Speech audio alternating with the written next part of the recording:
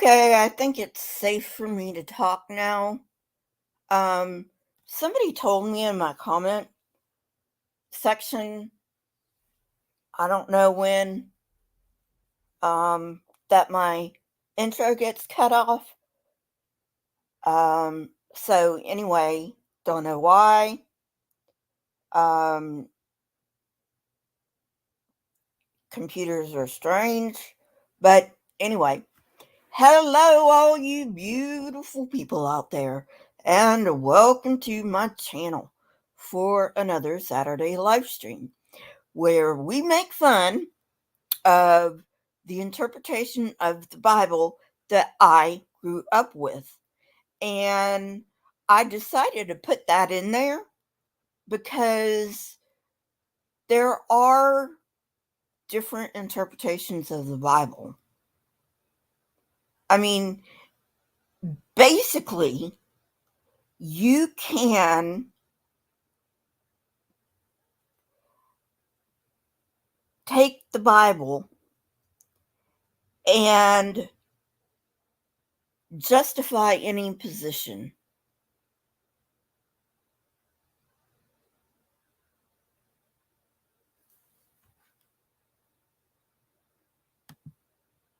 Okay.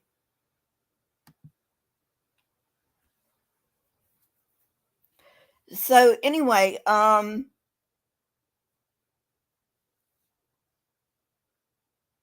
right.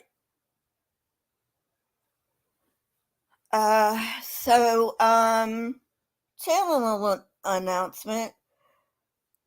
My debunk will be up for members today, but I'm not sure when.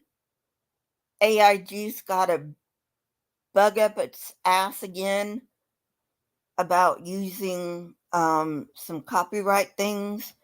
So fortunately, YouTube has this nice little thing that will cut out the copyright and leave everything else. So, you know, so I'm in the middle of doing that. And when that's done, it'll be up for members. Remember, you can join for as low as 99 cents a month. You get custom emojis and you get early access to debunks. Usually 2 days, but sometimes only 1 day. All right. So, with that out of the way, let's get started. 2 Kings 21. And we're talking about Josiah today.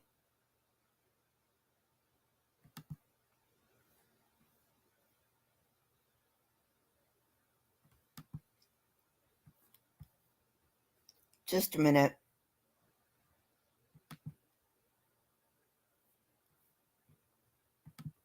Forgot to share my screen.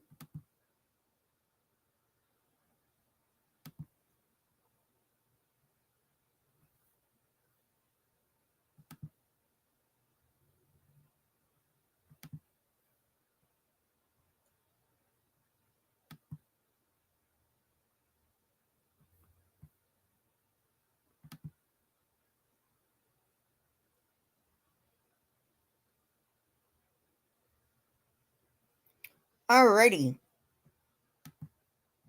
Now let's get going. Alright. So Manasseh was 12 years old when he became king, and he reigned in Jerusalem 55 years. His mother's name was Hephzibah. He did evil in the eyes of the Lord, following the detestable practices of the nations the Lord had driven out before the Israelites. He rebuilt the high places his father Hezekiah had destroyed. He also erected altars to Baal and made an Asherah pole as Ahab, king of Israel, had done. He bowed down to all the starry hosts and worshipped them. He built altars in the temple of the Lord, of which the Lord had said, in Jerusalem, I will put my name. In the two courts of the temple of the Lord, he built altars to all the starry hosts. He sacrificed. Yeah, I'm not saying that. Um,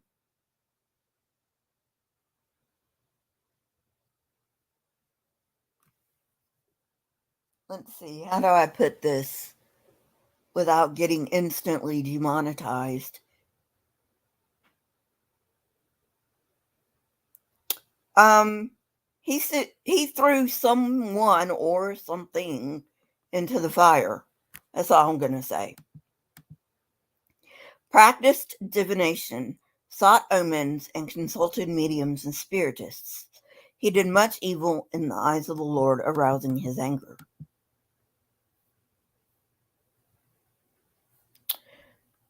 Alrighty, so if you haven't seen my series on the origins of Israel, you may want to see it, because if you believe the Bible's version, and the Bible's version is not correct, okay? Um, the Jews were indigenous Canaanites. So it wasn't like they were worshiping foreign gods. Um, it was just that Israel had decided to adopt Yahweh as their patron god, and then worship would go to him. But even countries with their patron gods worshipped other deities. It wasn't just their patron god they worshipped. So this wasn't like um, they were worshiping the gods of their ancestors, basically. All right, let's keep going.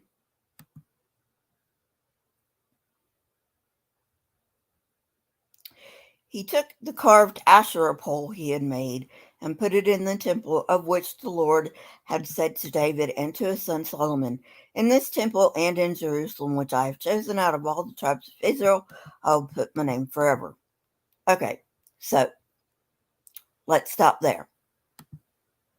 All right. I don't know where this is on my channel. It is somewhere on my channel. Try clicking L and Asherah when you're done with this, or put L and Asherah on your watch list, because I think it's in there. Okay, so what really happened, was that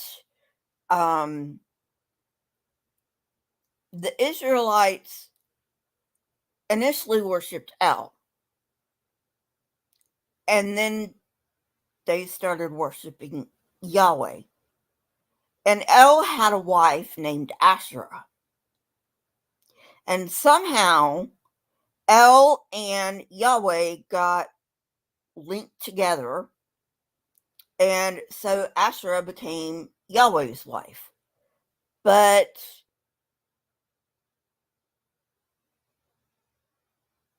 some patriarchal idiots didn't want people worshiping a goddess. So they're like, you can't worship Asherah anymore. Because, God damn it, this is a patriarchal country. So, so that's when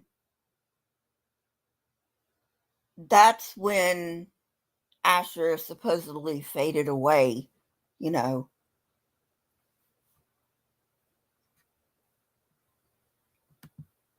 Hey, Taram. So, anyway, all right, let's get back to the badly told story.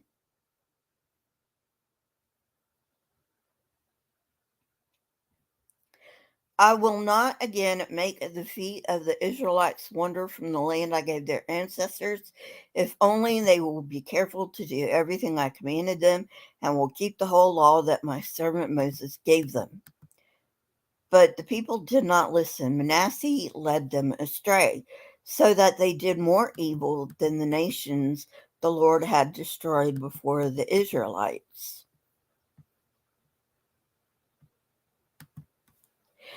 You know what it sounds like to me? It sounds like they're making excuses for their weak ass God. That's what it sounds like to me.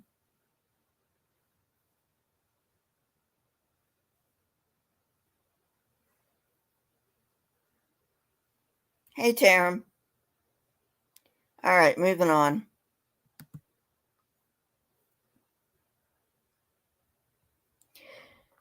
Verse 10, the Lord said through his servants the prophets, Manasseh, king of Judah, has committed these detestable sins. He has done more evil than the Amorites who preceded him, and has led Judah into sin with his idols. Therefore, this is what the Lord, the God of Israel, says. I'm going to bring such disaster on Jerusalem and Judah that the ears of everyone who hears of it will tingle. I will stretch out over Jerusalem the measuring line used against Samaria and the plumb line. I have no idea what that means. The plumb line. I have no idea what it means. And there's not a footnote. Used against the house of Ahab. I will wipe out Jerusalem as one wipes a dish, wiping it and turning it upside down. I will forsake the remnant of my inheritance and give them into the hands of enemies. They will be looted and plundered by all their enemies. Okay, so let me explain something. Okay, so in within the Canaanite pantheon, um, El and Asherah were the father god and mother goddess, and they had 70 sons, which is where the sacred number 70 comes from. And Christians don't know this, by the way.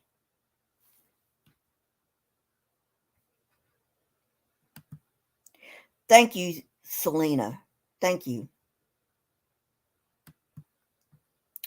Um, okay. So El and Asherah had 70 sons. And somehow, not only did El and Yahweh get meshed together, but El, Baal, and Yahweh got meshed together. Okay, I know this is kind of blowing people's minds if you don't know this. Um, but so El, Yahweh, and Baal. And remember, Yahweh got imported. He was not an indigenous Canaanite deity. Yahweh got imported. But El, Baal, and Yahweh somehow got mashed together. How it happened, we don't really know because we don't have all the texts, but it is very clear from the texts that that is exactly what they did. Okay. So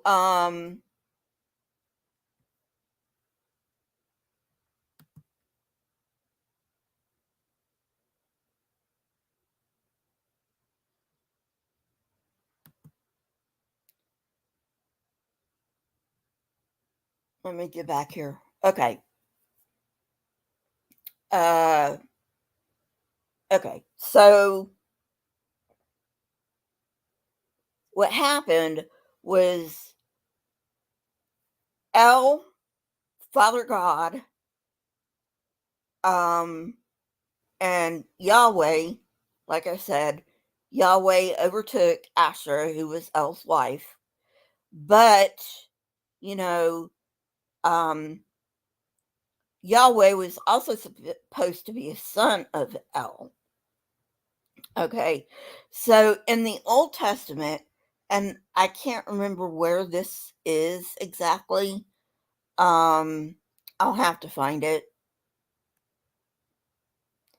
Um, it says that Israel is his inheritance when the when the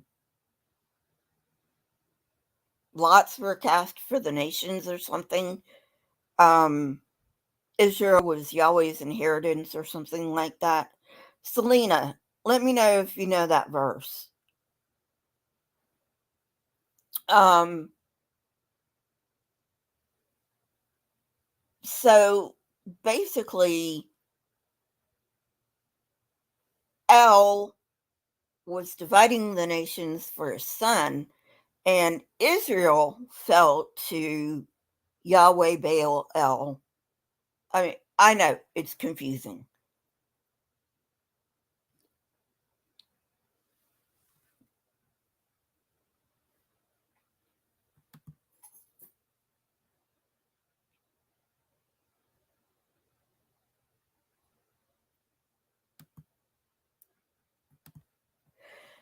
Okay, so anyway, let's go on.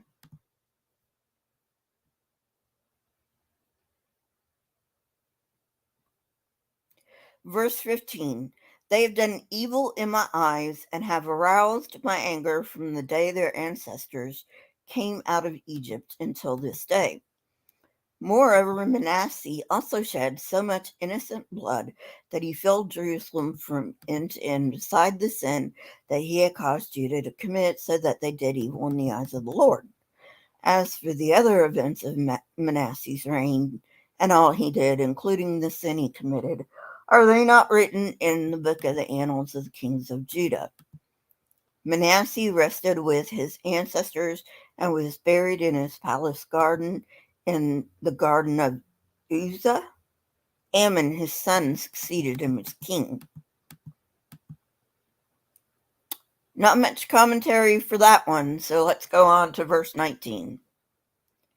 Ammon was 22 years old when he became king, and he reigned in Jerusalem 2 years. His mother's name was Meshullemith, daughter of Haruz. She was from Jotbah. He did evil in the eyes of the Lord, as his father Manasseh had done. And round and round and round we go, and where she stops, nobody knows. Sorry, I just had to throw that in there. It just seems like it's repeating the same thing, with a different name. All right. Verse 21. He followed completely the ways of his father, worshiping the idols his father had worshipped, and bowing down to them. He forsook the Lord, the God of his ancestors, and did not walk in obedience to him. Ammon's officials conspired against him and assassinated the king in his palace. Then the people of the land killed all who plotted against King Ammon, and they made Josiah his son king in his place. Verse 25. As for the other events of Ammon's reign and what he did, are they not written in the book of the annals of the kings of Judah? He was buried in his tomb in the garden of Uzzah, and Josiah his son succeeded him as king.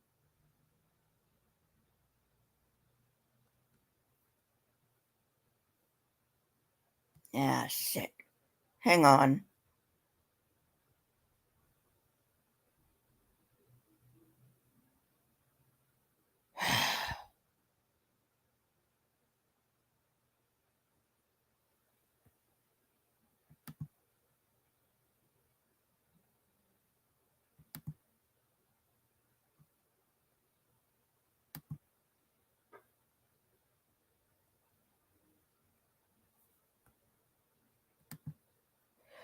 By the way, while I'm getting back to wherever the fuck I am in this book of nonsense, this site is actually great because it's got a lot of different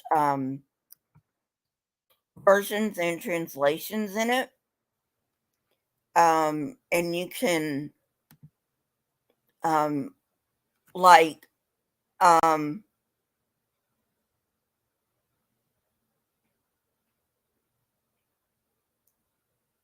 you can like open a tab and look at one verse in one version and open another tab and look at a verse in another version.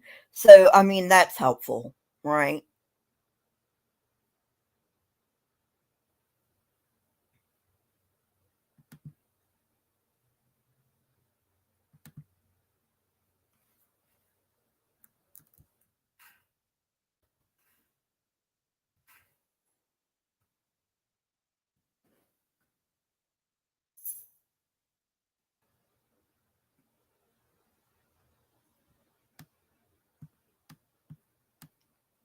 So, I should say before we go on, um, and because I'm, searching for where I was, um, that um, if notice that the book of the law was quote unquote found. Okay, so it was quote unquote found.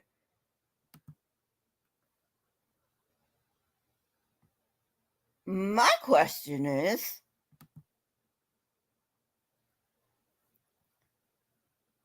how do people know that people just didn't make it up?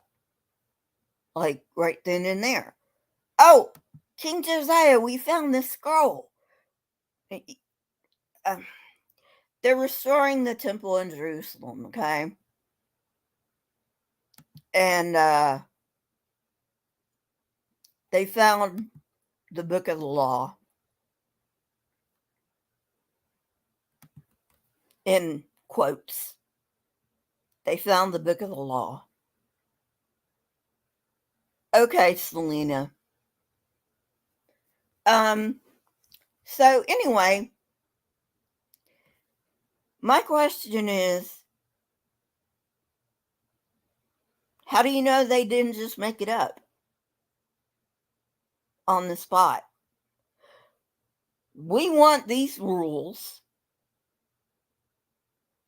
so we're just gonna make up some scrolls, take them to the king, and say, hey, we found these. But anyway, moving on.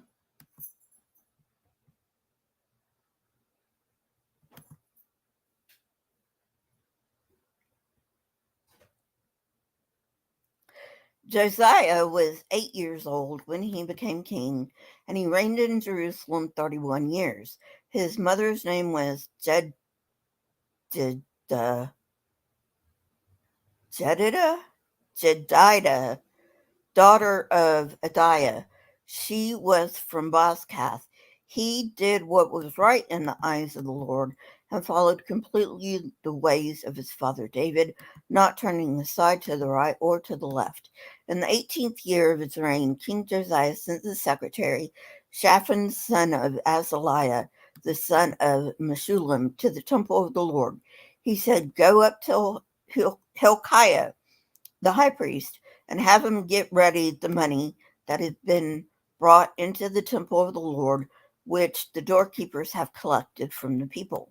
Have them entrust it to the men appointed to supervise the work on the temple, and have these men pay the workers who repair the temple of the Lord, the carpenters, the builders, the masons.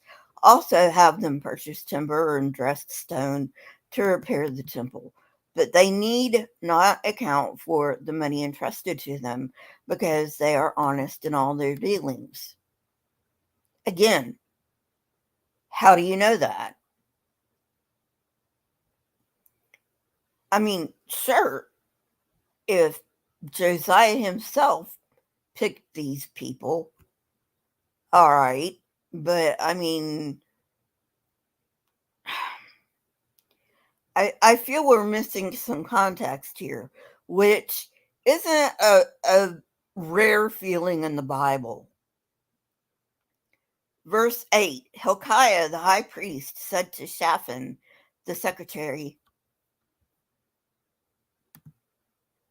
shit.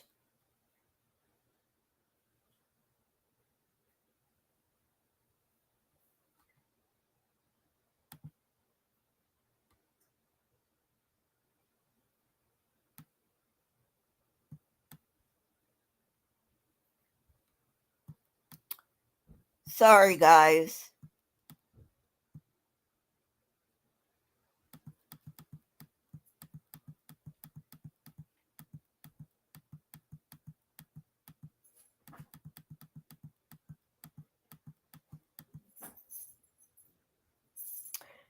Okay, verse 9. Then Shaphan the secretary went to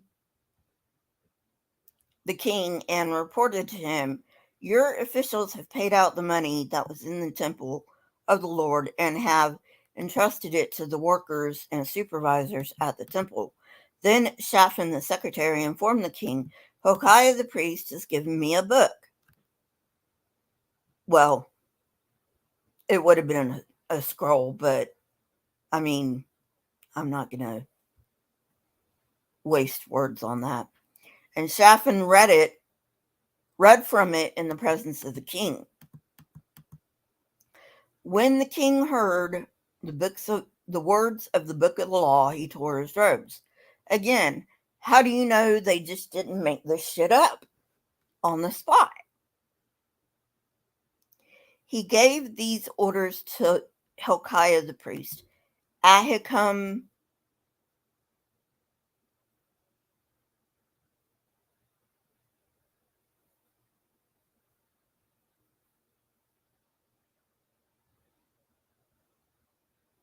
just a minute.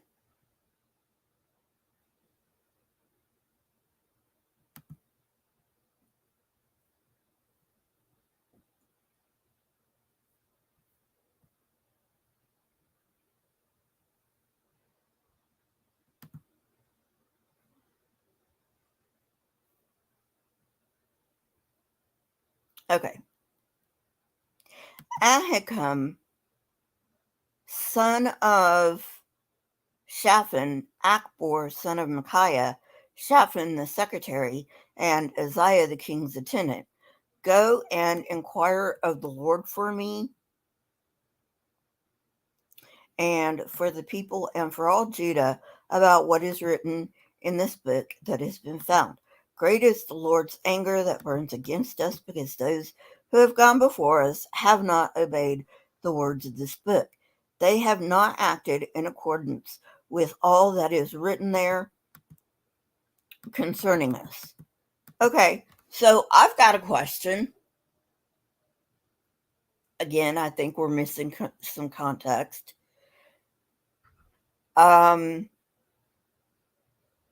Sorry, guys, if you hear that. The wind's very strong today. If you hear the whistling, that's what it is. Okay, so, all right, so let's think about this, okay? Let's think about this for a minute. Before Josiah sends his secretary to refurbish the temple, he is said to have done right in the eyes of God. And because he's doing right in the eyes of God, he is refurbishing the temple so that the Judahites can worship in it. So, how did Josiah know what to do was, quote unquote, right in the eyes of the Lord before he had the book of the law?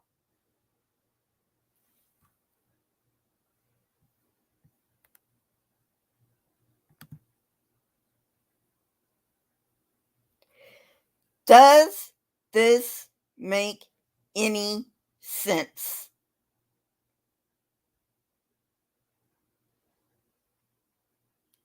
At all.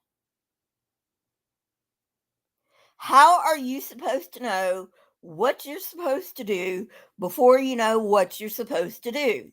I mean, hello, come on. It's not rocket science.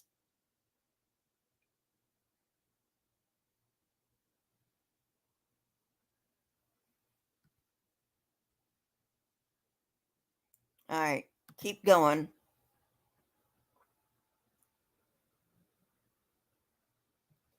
I cannot believe I fell for this shit. Okay. Verse 14, Hilkiah the priest, Ahikam, Akbor, Shaphan, and Isaiah, not Isaiah, Uzziah, went to the prophet Huldah, who was the wife of Shallum, son of Tikvah, the sons of Arhas, keeper of the wardrobe. She lived in Jerusalem in the new quarter. She said to them, This is what the Lord, the God of Israel, says. Tell the man who sent you to me, this is what the Lord says. I am going to bring disaster on this place and its people, according to everything written in the book the king of Judah has read. Because they have forsaken me and burned incense to other gods and aroused my anger by all the idols their hands have made, my anger will burn against this place and will not be quenched. Again, you just told us you found the book of the law, which I'm assuming is the law of Moses, right? Which is the Torah, which is supposedly what the Jews are supposed to be doing, right? So, how can they know what they're supposed to do if they don't know what they're supposed to do? Again, this isn't rocket science.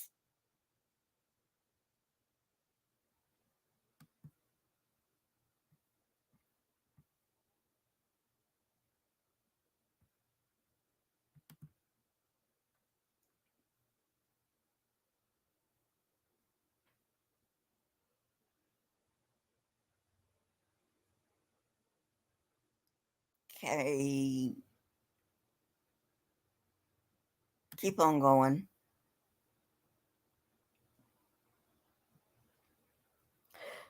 Verse 18. Tell the king of Judah who sent you to inquire of the Lord, this is what the Lord, the God of Israel, says concerning the words you heard. Because your heart was responsive and you humbled yourself before the Lord when you heard what I have spoken against this place and its people, that they would become a curse and be laid waste, and because you tore your robes and wept in my presence, I also have heard you, declares the Lord. Therefore, I will gather you to your ancestors, and you will be buried in peace. We'll get to that later. Your eyes will not see all the disaster I am going to bring on this place. So they took her answer back to the king. Again, how many times do I have to say this? Probably 100 times for the Christians who are going to come in here. How are the Jews supposed to know what they're supposed to do if the book of the law was not found until they were starting to renovate the fucking temple?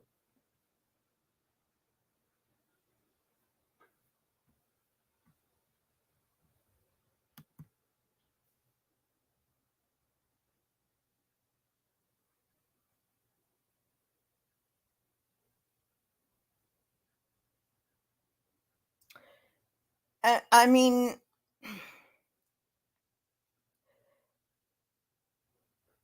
it doesn't make sense, right? It just doesn't. All right, moving on. And this is the 23rd and final chapter for today. What's interesting, Lisa? Church Latin or the stuff I'm bringing up about them not knowing what they're supposed to do?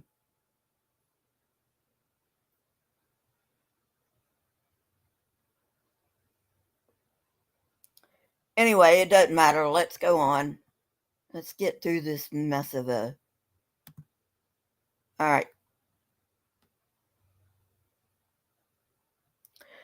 Verse 23. Then the king called together all the elders of Judah and Jerusalem. He went up to the temple of the Lord with the people of Judah, the inhabitants of Jerusalem, the priests and prophets, all the people from the least to the greatest. He read in their hearing all the words of the book of the covenant, which had been found in the temple of the Lord.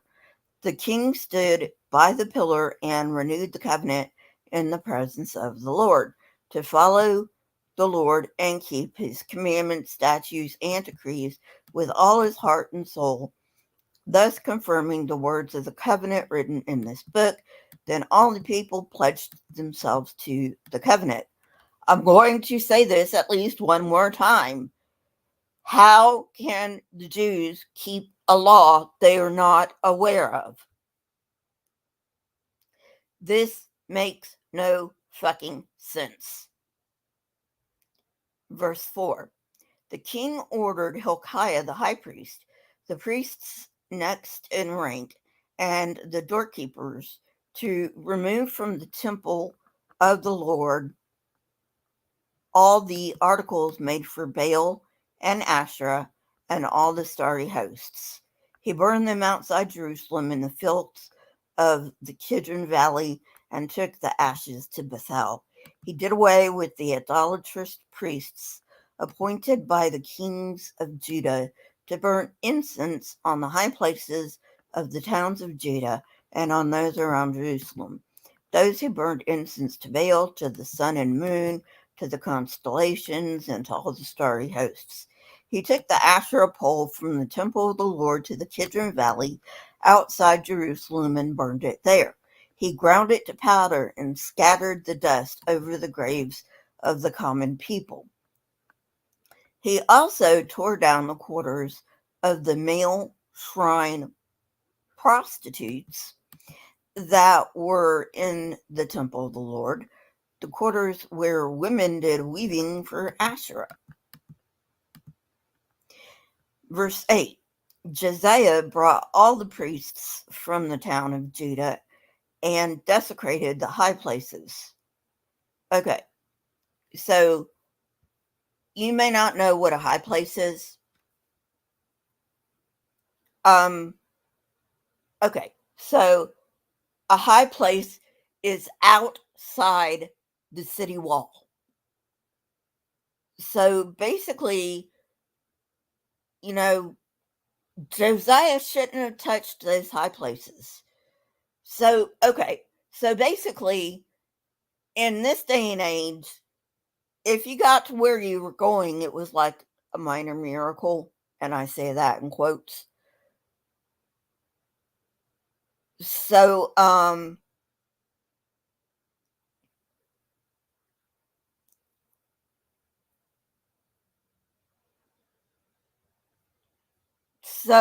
when a person got to where he was going or she was going, they thought that it was the favor of the gods to do so.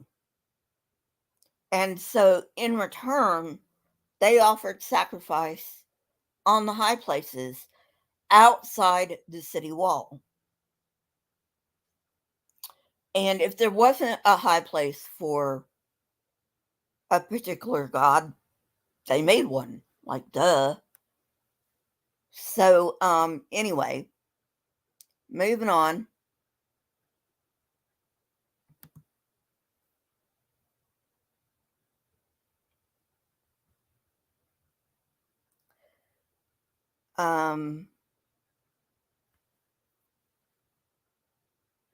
This sounds like another repetition, but it's not. Verse 8. Josiah brought all the priests from the town of Judah and desecrated the high places, from Geba to Beersheba, where the priests had burned incense. He broke down the gateway at the entrance of the gate of Joshua, the city governor, which was on the left of the city gate. Although the priests of the high places did not serve at the altar of the Lord in Jerusalem, they ate unleavened bread with their fellow priests.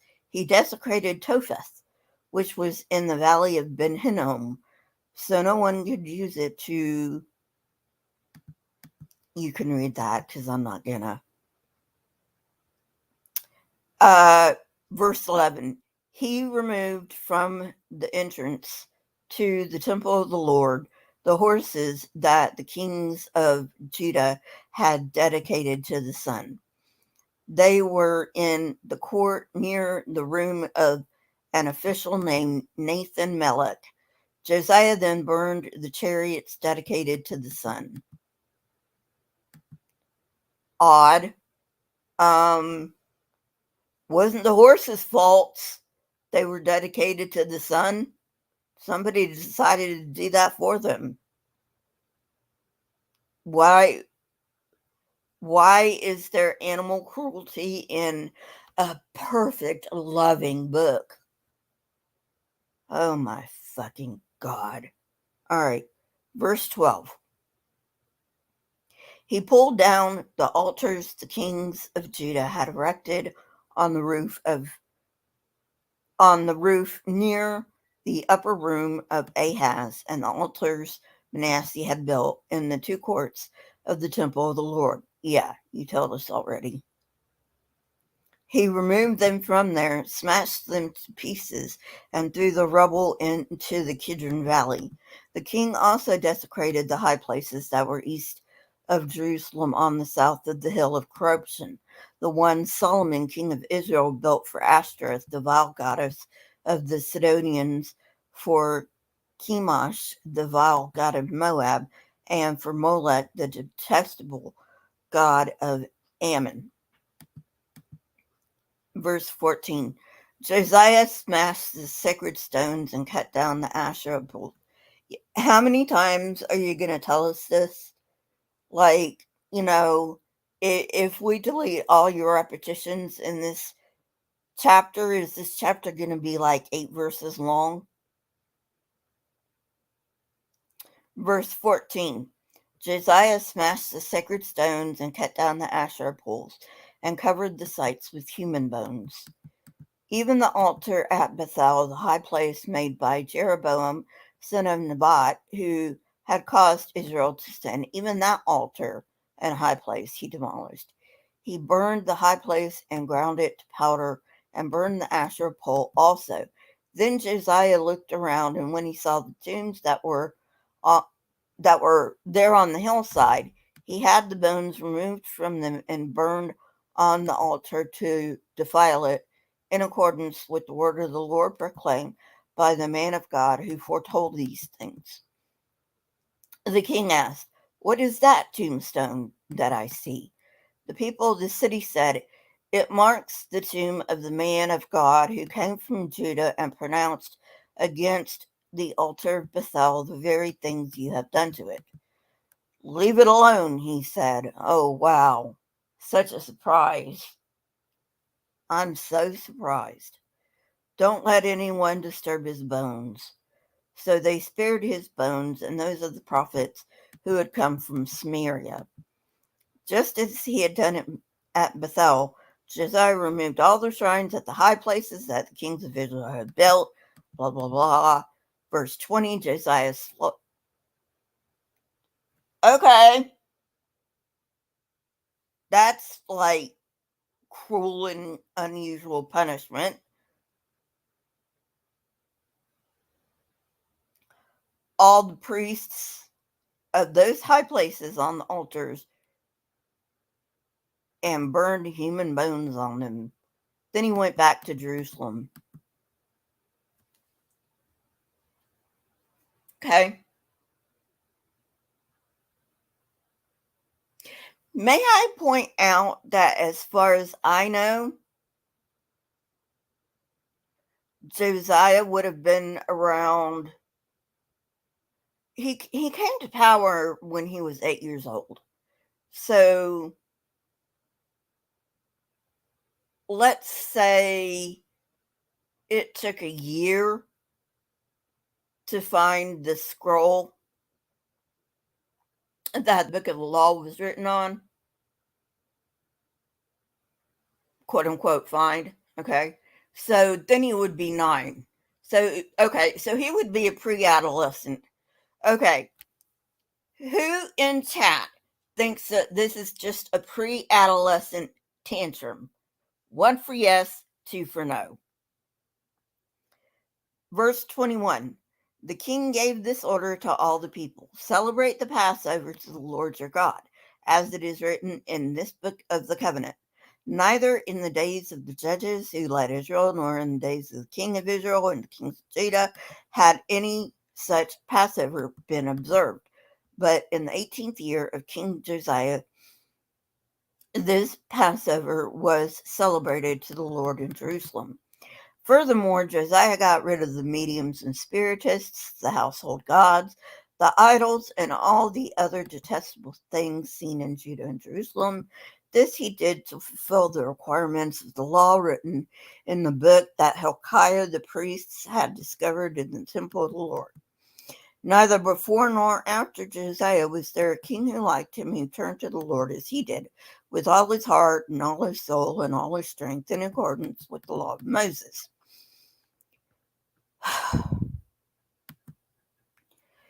Almost there, people. Almost there. Verse 26. Nevertheless, the Lord did not turn away from the heat of his fierce anger, which burned against Judah because of all that Manasseh had done to arouse his anger. So the Lord said, I will remove Judah also from my presence, as I removed Israel, and I will reject Jerusalem, the city I chose, and this temple about which I said, my name shall be there. As for the other events of Josiah's reign and all he did, are they not written in the book of the annals of the kings of Judah? Verse 29.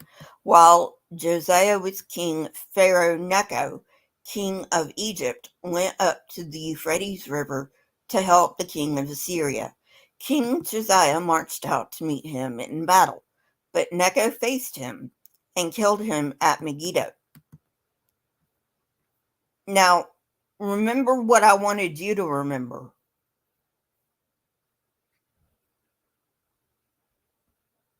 Remember when the quote-unquote Lord told Josiah he would be gathered to his ancestors in peace? But just 1 chapter later, they can't help it doing this, can they? Just 1 chapter later, it's like, he was killed in battle.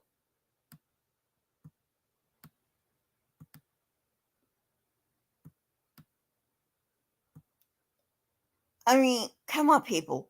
Get your story straight.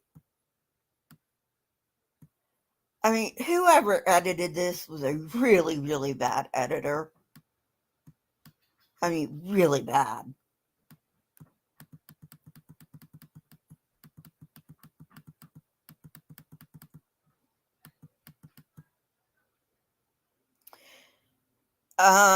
Okay. Verse 30. Josiah's servants brought his body in a chariot from Megiddo to Jerusalem and buried him in his own tomb. And the people of the land took Jehoahaz, son of Josiah, and anointed him and made him king in the place of his father. Jehoahaz was 23 years old when he became king, and he reigned in Jerusalem 3 months. His mother's name was Hamudal, daughter of Jeremiah. She was from Libnah. He did evil in the eyes of the Lord, just as his predecessors had done. Pharaoh Necho put him in chains at Riblah in the land of Hamath, so that he might not reign in Jerusalem, and he imposed on Judah a levy of 100 talents of silver and a talent of gold, Pharaoh Necho made Eliakim, son of Josiah, king in his place, and changed Eliakim's name to Jehoiakim. But he took Jehoahaz and carried him off to Egypt, and there he died. Jehoiakim paid Pharaoh Necho the silver and gold he demanded. In order to do so, he taxed the land and exacted the silver and gold from the people of the land according to their assessments. Jehoiakim was 25 years old when he became king, and he reigned in Jerusalem 11 years. His mother's name was Zebidah, daughter of Pedaiah. She was from Rumah, and he did evil in the eyes of the Lord, just as his predecessors had done. We got that mess out of the way.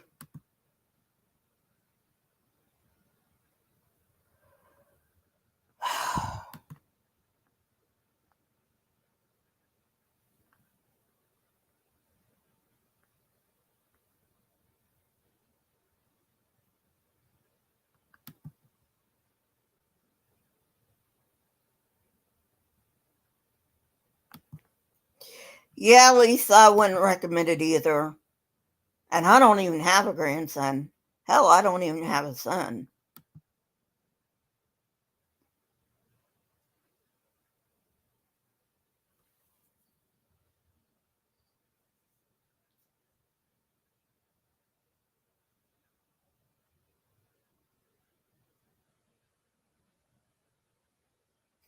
Kind of reminds me of the Ten Commandments, the Ten Commandments that, you know, everybody's like, all the Christians are like, well, you should keep the Ten Commandments. There are actually two sets of commandments, and the set of commandments that was actually like written down in stone were not the Ten Commandments, but the 11 Commandments. And one of the commandments was not to boil a kid in his mother's milk. Do with that what you may.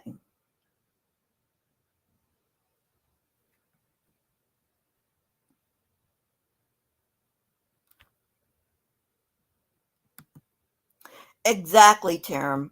I think there's 639 commandments given to the Jews.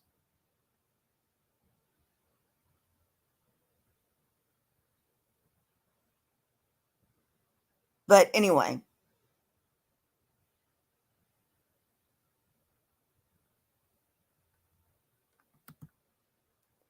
Lisa, I believed it for a very long time.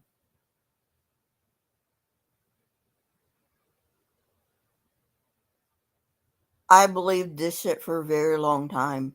You know what? The best way to deconvert someone is to read the Bible to them. That is the best way. Oh, I thought there were only two. Sorry, Selena. Thank you for that. So, you know, I mean,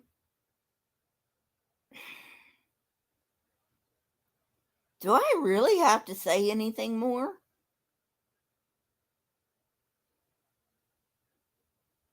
I mean,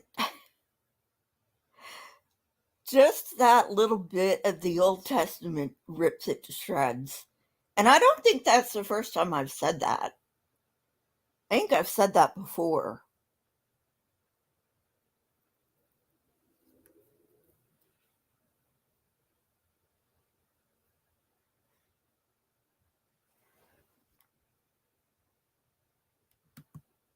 Damn right, Lisa.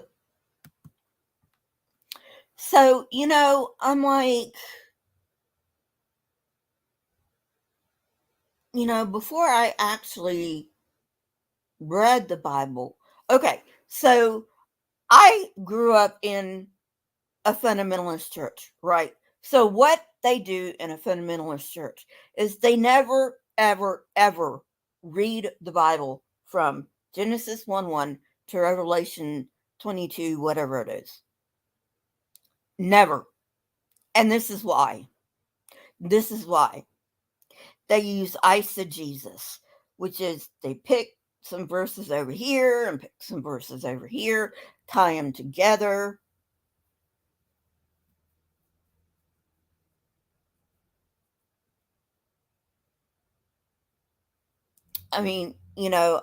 It's like, what? You know?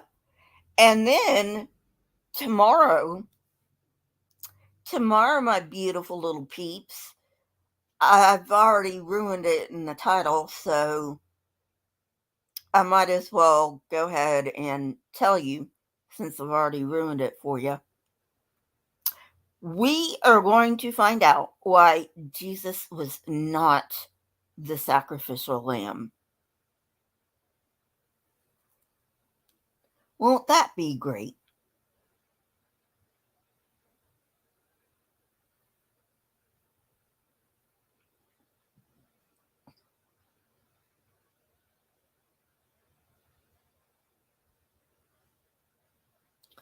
Well, that's good, Lisa.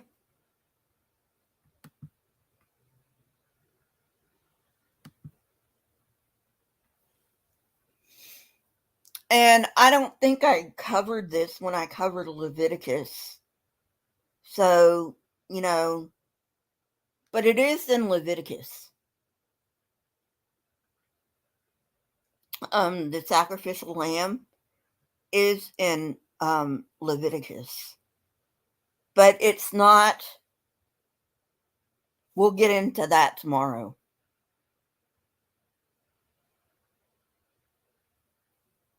So anyway, why don't you smash that like button? If you have not subscribed, please subscribe. If you're already subscribed, make sure you're still subscribed. If you have the financial resources, and only if, please become a member of this channel. You can become a member for as low as 99 cents a month. That gets you custom emojis and at least one day before everybody else, you get to see the debunk, usually 2 days. Great, Selena. Do you remember the title of it?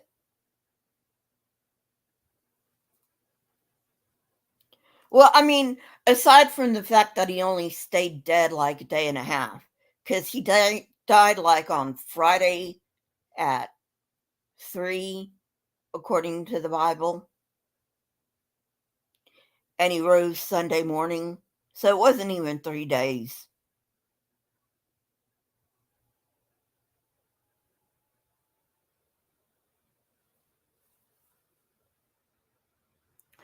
All right, see you guys later, and okay, Selena. All right.